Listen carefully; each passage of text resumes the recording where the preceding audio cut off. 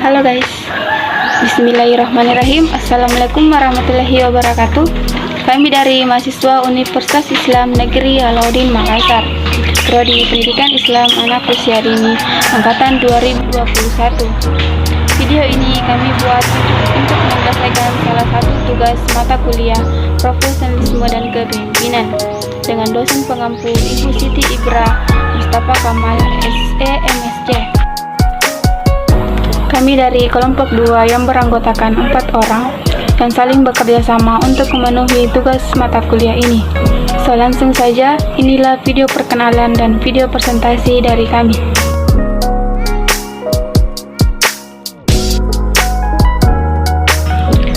Perkenalkan, nama saya Elvina Fianti dengan NIM 209001210062, kelas PIAUD B. Dan nama saya Rizky Aulia, NIM 20900121053, kelas PIAUD B. Assalamualaikum warahmatullahi wabarakatuh. Perkenalkan, nama saya Nur Afika, NIM 20900012056. Halo, perkenalkan nama saya Nur Sakina, NIM 20900121066 dari kelas PIAUD B.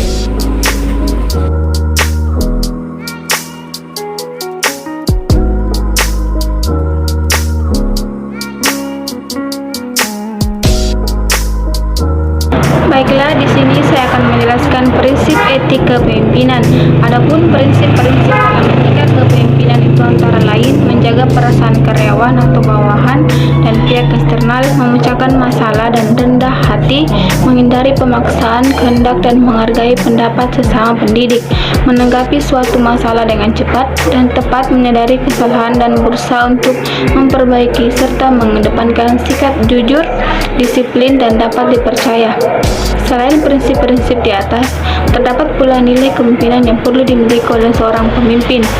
Nilai kepemimpinan tersebut antara lain: yang pertama, integritas dan moralitas; yang kedua, tanggung jawab; yang ketiga, visi kepemimpinan; dan keempat, kebijaksanaan, keteladanan; dan kelima, menjaga kehormatan; keenam, beriman; ketujuh, kemampuan berkomunikasi dengan pendidik maupun dengan pihak pendidik, serta berkomitmen meningkatkan kualitas profesionalisme.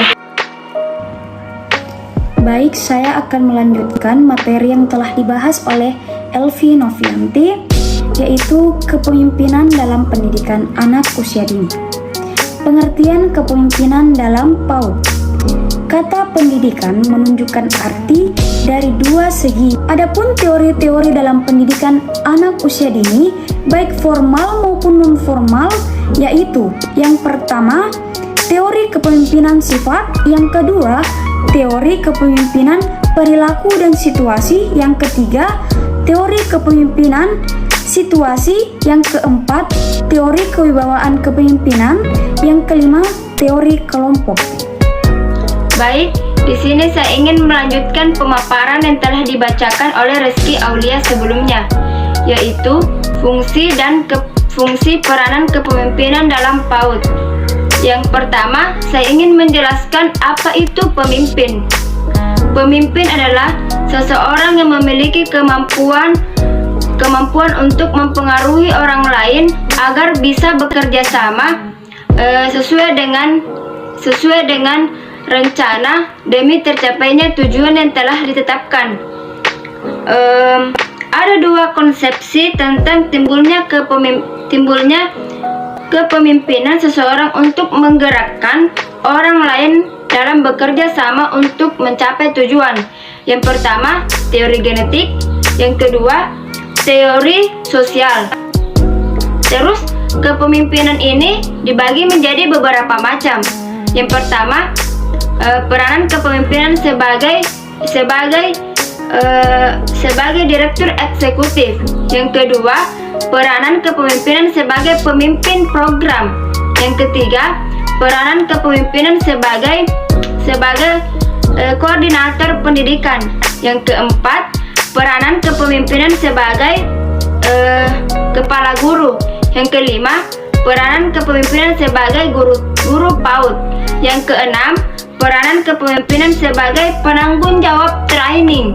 Yang ketujuh, peranan kepemimpinan sebagai penasehat. Serta yang kedelapan, peranan kepemimpinan sebagai konsultan. Terus, kunci kepemimpinan mengutip dari Roth 1998 ada 5 kepemimpinan. Yang efektif adalah pertama, menyediakan sebuah pandangan dan mengkomunikasikannya. Yang kedua, membangun budaya kelompok. Yang ketiga, membuat tujuan dan sasaran-sasarannya. Yang keempat, memantau dan meningkatkan komunikasi. Yang kelima, memfasilitasi dan mendorong pengembangan diri. Kualitas personal leader dalam pendidikan anak usia dini. Kepemimpinan PAUD adalah tindakan moral di mana nilai-nilai dan prinsip-prinsip tentang apa yang benar dan salah digunakan untuk memimpin dalam kepentingan terbaik individu dan kelompok, dan memberikan contoh yang terbaik tentang model moral. Keterampilan kepemimpinan pendidik yang efektif dalam PAUD dapat dipelajari dalam PP nomor 57 tahun 2021 tentang SNP. Yang dimaksud PAUD berkualitas adalah satuan PAUD yang memiliki lingkungan belajar yang aman, nyaman, dan mampu memfasilitasi anak agar berkembang dengan utuh, yaitu berkualitas dalam proses pembelajaran dan berkualitas dalam pengelolaan satuan. Kualitas personal leader dalam PAUD sebagai berikut.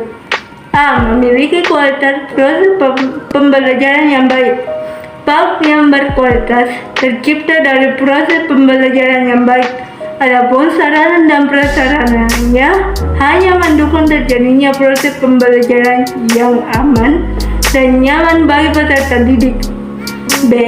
Bermitra dengan orang tua. Direktorat PAUD Kemendikbud juga menyebut mitra dengan orang tua menjadi salah satu elemen penting yang dapat menciptakan PAUD yang berkualitas. C. Memiliki tata kelola yang baik. PAUD yang berkualitas setidaknya memiliki tata kelola yang baik, seperti kelengkapan data pokok pendidikan atau Dapodik dan perencanaan yang baik. Dapodik merupakan sistem pendataan secara nasional yang dijalankan secara terpadu. D. Memantau dan mendukung terpenuhinya kebutuhan esensial anak. Kebutuhan esensial anak yang dimaksudkan meliputi pemenuhan kesehatan dan gizi, pembinaan moral dan emosional, dan pengasuhan, serta perlindungan anak dari segala bentuk kekerasan. Nah, itulah dia video presentasi mengenai materi prinsip etik kepemimpinan, kepemimpinan dalam pendidikan AUD, dan kualitas personal leader dalam PAUD. Semoga apa yang dipaparkan oleh kelompok kami dapat bermanfaat bagi kita semua. Dan apabila ada salah kata atau penyampaian materi dari kelompok kami, mohon dimaafkan. Assalamualaikum warahmatullahi wabarakatuh. Jangan lupa komen, subscribe, dan like. Thank you for watching.